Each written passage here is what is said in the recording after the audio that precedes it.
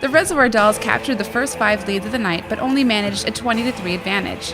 Sugarlumps then took lead in Jam 6 for the Vaudeville Vixens, but the jam was called with no points scored. Charlie Hustle took the lead in the next jam, but committed a track cut penalty, opening the way for Velma Von Tussle to score 19 points, to make the score a respectable 29-22. The tenor of the game changed entirely in the next few minutes.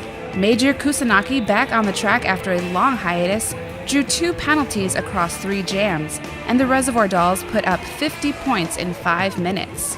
At the half, the Reservoir Dolls had a commanding 148-40 lead. Things quickly went from bad to worse for the Vixens to kick off the second half. 3 minutes in, Major Kusanagi was called on an intentional back block and was ejected from the game. The Reservoir Dolls showed no mercy, and the gap was suddenly 225-42.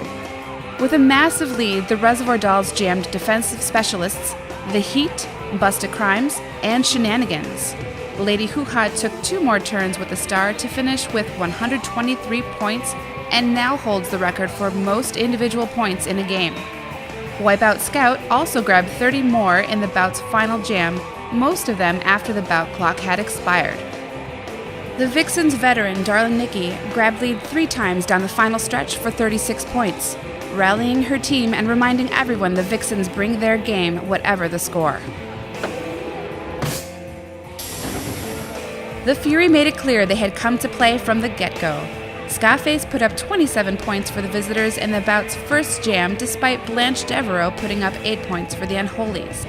The Fury took the first 8 leads of the night, and in doing so, broke the 100-point mark in less than 14 minutes.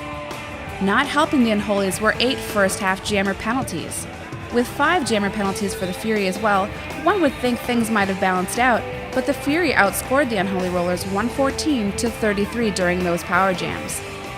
Leads won in the first half went 14-3 for Windy City, who quadrupled the score by halftime 204-50. There were individual moments of brilliance from both teams in the second half, especially on the defensive side of the game. But despite more determined play from the Unholy Rollers, the Fury still solidly won the half 129-95.